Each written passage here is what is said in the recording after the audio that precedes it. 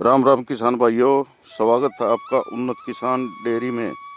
किसान भाइयों, इस समय उत्तर भारत में कड़ाके की ठंड पड़ रही है और ठंड और कोहरा दोनों ही साथ साथ हैं। और ऐसे में हमारे बहुत से किसान भाइयों को एक समस्या बहुत ही परेशान करती है, जो आजकल की सबसे बड़ी समस्या है। खेत में वे पूरी मेहनत करते हैं, पूरा खाद डाल देते हैं, फिर भी गेहूं का रंग पीला का पीला। ये देखिए, इस खेत में कई जगह हल्के हल्के टाप के नजर आ रहे होंगे आपको। और ये खेत देखिए बिल्कुल हरा। तो ये समस्या सभी के साथ है। तो दोस्तों, इसका बहुत ही पक्का इलाज है, जो आज मैं अपने वीडियो में आपको बताऊंगा। और इसको आप ऐसे मत लेना कि बिल्कुल बगैर खर्चे वाला, कम से कम खर्चे वाला इलाज है ये तजर्बा मैंने अपने, देखिए ये खेत हैं, लगातार इन खेतों में किया है। और ये खेत देख लीजिए, इनमें अब मैं ये आपसे दिखाने के वीडियो बनाने के लिए ही छोड़ रखा था ये खेत मैंने, लेकिन इससे अगला खेत बिल्कुल हरा है। तो इस खेत में थोड़े थोड़े पीला पन्हा है। और ये खेत देख लीजिए आप, इसमें और इसमें दिन रात का अंतर नज़र आ रहा होगा। तो फार्मूला अब मैं इस खेत में करूँगा। और ये मैंने इसलिए दिखाया है कि इस खेत में मैंने वो फार्मूला इस्तेमाल किया हुआ है। तो ये ऐसे समय में अगर पीले पड़ जाते हैं गेहूँ, कारण भी कई होते हैं इसके। एक तो ठंड है, एक भाई हम पानी ज़्यादा दे देते हैं, अब दूसरा पानी दिया है, किसी खेत में वो पानी ज़्यादा आ जाता है। जैसे कि धानों का खेत होता है तो उसमें पानी ज़्यादा भर जाता है और वे गेहूँ पीले पड़ने लग जाते हैं। अब हम किसी से पूछते हैं तो वो कहते हैं भाई वो डाल दो यूरिया। लेकिन यूरिया से समस्या का समाधान नहीं होता। और यूरिया अगर आपको डालना है तो खेत में पैर जमने लग जाएं तब डालो, गिल्ले उसमें, या पानी से पहले डाल दो। पानी भरा हो तो तब यूरिया बिल्कुल मत डालो। तो इसका एक पूरा बढ़िया इलाज मैं बताऊंगा। और वो इलाज ऐसा है जो कि बहुत ही अच्छी तरह कारागार है। ये सामने आपके सामने रिजल्ट है, कितने बढ़िया गेहूँ हैं और रंग भी बिल्कुल काला है। और इनका रंग देख लीजिए और इनका देख लीजिए। इनमें क्योंकि अभी कहीं कहीं पे पानी है, दूसरा पानी दिया है इनमें, तो इसलिए इनमें 2-3 दिन और लगेंगे। वो स्प्रे है वो करनी है मैंने। तो इसीलिए किसान भाइयों, सबसे पहले बात करते हैं गेहूं की। जैसे कि आप ये खेत आपने देख ही लिया, इसका पीलापन, और भी कई कारण है इसके। जैसे आपने बहुत ज़्यादा पानी दे दिया और मिट्टी रेतीली नहीं है तो जड़ों के पास ऑक्सीजन की कमी हो जाती है। उससे क्या होता है कि पेड़ अपना भोजन लेना बंद करते हैं, जिससे कि वो पीले पड़ने लग जाते हैं।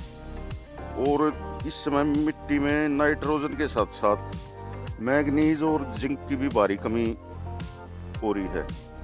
अगर ऊपर की पत्तियां, जैसे कि हमारे यहाँ तो नहीं है, कहीं होगी तो आपको ज़रूर दिखाऊंगा, सफ़ेद और पीली हो रही हैं, तो समझ लीजिए कि मैग्नीज की कमी है। और अगर लगातार कोहरा और धुंध पड़ रही है, सूर्य देव निकल नहीं पा रहे हैं, और सूर्य का प्रकाश तो पौधों के लिए क्या मनुष्यों के लिए भी सबसे ज़रूरी है। और पौधे तो अपनी आधी जो ताकत है वो सूर्य के प्रकाश से लेते हैं, तो उसके कारण भी हो जाती हैं। तो फिर ये नहीं समझना चाहिए कि भाई लाओ यूरिया के कट्टे फेंक दो, नहीं होया फिर यूरिया कट्टा फेंक दो, तो उससे थोड़ी गड़बड़ हो जाती है।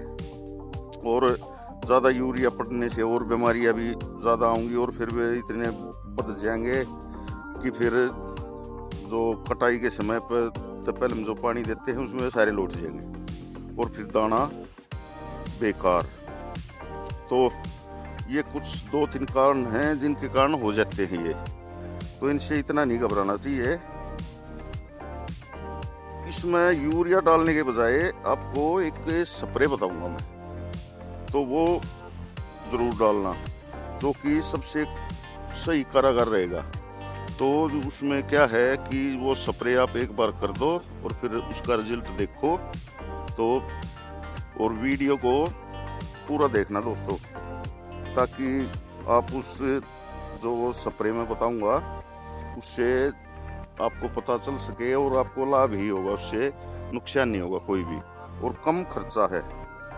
तो अब मैंने साथ साथ दोस्तों एक खेती और कर रखी है, ताकि हम जो एक ही खेती पर निर्भर ना रहें। ये फूलों की खेती है। देखिए गेहूँ तो हमारी एक नकदी फसल हो गई, एक ही बार कट के इसमें घर खाने के दाने भी आ जाएंगे, घर कुछ बच जाते हैं तो मंडी में बेच देते हैं। लेकिन ये फूलों की खेती ऐसी है, और फूलों की नहीं और भी कोई सब्जी कर सकते हो आप, जो आपके वहाँ होती हो। तो ये अब जैसे ब्याह शादी चलेंगे और त्योहार आज से शुरू हो ही गए। आज मकर संक्रांति है, आप सभी को मकर संक्रांति की शुभकामनाएं। तो इस कारण मैंने 2 फसल कर रखी हैं, और तीसरी वो खाली खेत पड़ा है, उसमें आज तैयार करनी थी, लेकिन आज त्योहार है इसलिए कल करूँगा तैयार उसको, और कल आपको वीडियो में मिल भी जाएगी। वो तैयार करते हुए दिखाऊंगा मैं, क्या बोएंगे ये भी बताऊंगा। तो हमने साथ साथ दोस्तों ये फूलों की भी खेती की हुई है।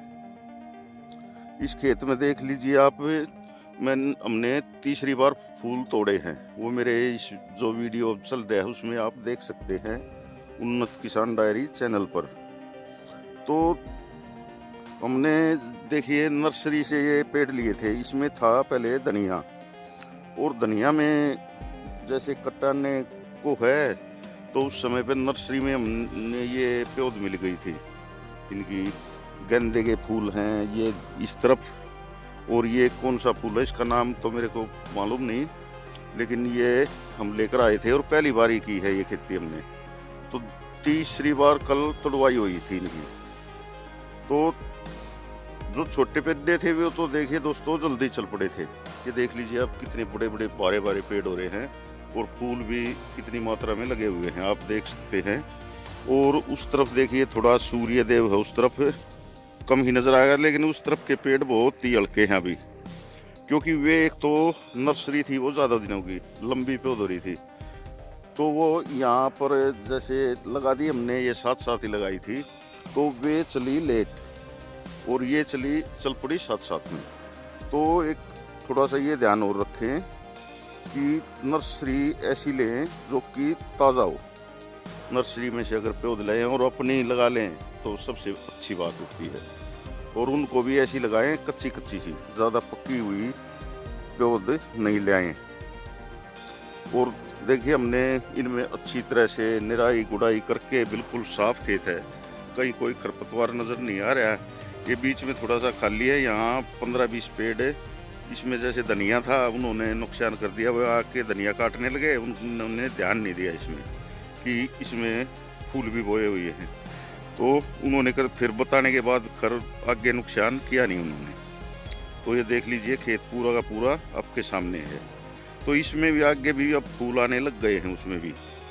तो अब जैसे ये मकर संक्रांति है आज, अब ब्याह शादी भी चालू हो जाएंगे, और फिर नवरात्रे, तो इनमें फूलों की मार्केट अच्छी रहती है। तो ये हमें नगदी फसल जैसे तीसरे दिन चौथे दिन ये टूटेंगे तो हाथ में पैसे रहेंगे, और घर का खर्चा भी बढ़िया चलता रहेगा। और ये तो आपको मालूम ही है भाई, 4-5 महीने की फसल है, इसमें तो एक ही बार कटाई होने के बाद ही कुछ मिलेगा। इसमें साथ साथ में कुछ न कुछ आता ही रहेगा घर में, तो घर का खर्चा भी चलता रहेगा। इसीलिए मैंने एक वीडियो में बताया भी था कि भाई देखो, गेहूँ धान तो हमारी मुख्य फसल है, लेकिन साथ साथ थोड़ी बहुत सब्जी वगैरह कुछ लगा लें, तो उससे क्या होगा कि घर में तो पैसे की कमी नहीं रहेगी, ठीक ठाक अपना खर्चा पानी चलता रहेगा, और किसी का कर्जा नहीं होगा। इनमें जैसे गेहूँ में खाद दवाई वगैरह इन्हीं में, और इस फसल की खाद दवाई सब इन्हीं में से निकलती रहेगी, तो पता भी नहीं चलेगा, और अपना काम भी हो जाएगा। और एक दो बार अच्छी जो कीमत हाथ लग गई रेट, तो बल्ले बल्ले है, फिर क्या है वो एक्स्ट्रा कमाई लगा लो आप उसको। तो भाइयों ये थोड़ी कुछ जानकारी देनी थी। तो ये उन्नत किसान डायरी चैनल को आप सब्सक्राइब कर लो। मैं ऐसे ही वीडियो बनाता हूँ और जो भी फसल हम बोते हैं उसकी मैं पूरी की पूरी जानकारी देता हूँ। जैसे कि देखिए वो खेत खाली है, उस खेत में आपने जो पहले फसल थी उसकी पूरी आप जानकारी मेरे वीडियो में ले सकते हैं, शुरू से आखिर तक।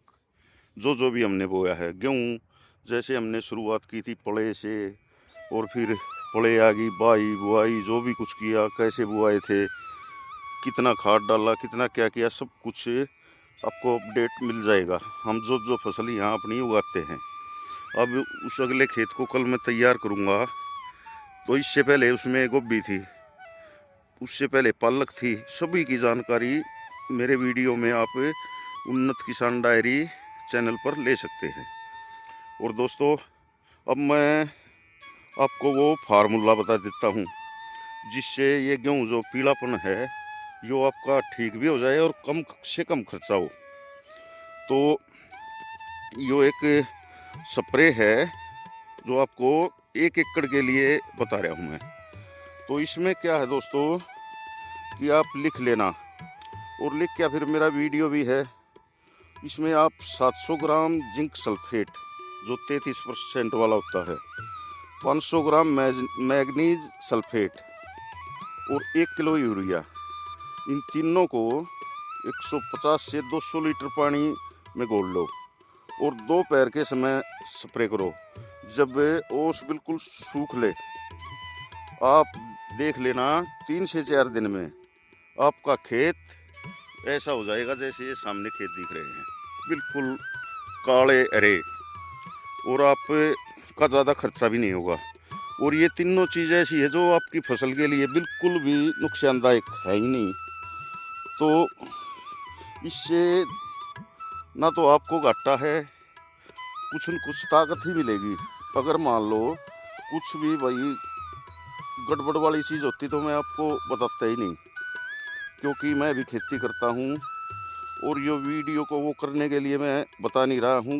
ये तजुर्बा मैं खुद कर रखा मैंने अपने खेतों में। तो ये इसीलिए बता रहा हूँ मैं कि भाई आपसे भी शेयर कर लूँ इसको चीज़ को, ताकि और आपके पास भी कोई ऐसी चीज़ हो तो वो आप मुझसे भी कमेंट करके साझा कर सकते हैं। मैं भी आपकी बात ज़रूर मानूंगा। जैसे कि अभी हमने खेत तैयार करना है, तो आप बता सकते हैं भाई इसमें आप ये खेती करो, ये आपको ठीक रहेगी इस यहाँ पर। तो दोस्तों खेती करना सिर्फ ये फसलें उगाना नहीं है, बल्कि वो एक बहुत तगड़ा वो है, इसमें हर चीज़ का ध्यान रखना पड़ता है। कभी किसी चीज़ का दाम नहीं मिलता, कभी किसी चीज़ में कुछ और गड़बड़ हो जाती है। कभी देखिए इसमें गोभी का रेट नहीं मिला था तो हमने इसमें हर्रो चलानी पड़ गई थी।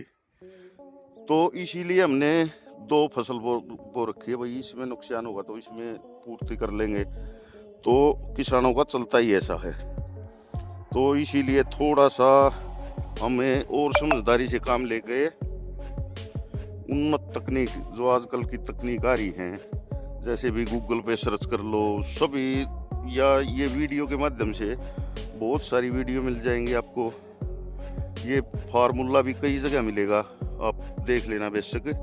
तो और किसी से जो खेतों के डॉक्टर होते हैं उनसे भी पूछ सकते हैं भाई इससे कोई नुकसान तो नहीं है। तो दोस्तों इस तरह के जो वैसे कोई आप जाओगे दुकान पे तो कोई आपको स्प्रे देगा 800-900 रुपये की, ये लो भाई ये खाद में मिला के मार लो। अरे भाई जब मेरा काम थोड़े से पैसों में चल रहा है और 1 नंबर का सामान मिल रहा है हमारे को, अपना खरीदा हुआ है, तो वो क्यों ले हम। जिंक ये यूरिया ये तो हमारे वे हैं जो कि पोषक तत्व होते हैं इनमें। तो दोस्तों ये चीज़ें एक आधा तजुर्बा ये कर लिया करो। तो ठीक है, आप उन्नत किसान डायरी को सब्सक्राइब करो और ऐसे ऐसे वीडियो आपको हर रोज़ देखने को मिलते हैं इस पे। तो ठीक है दोस्तों, नमस्कार, जय हिंद, जय भारत।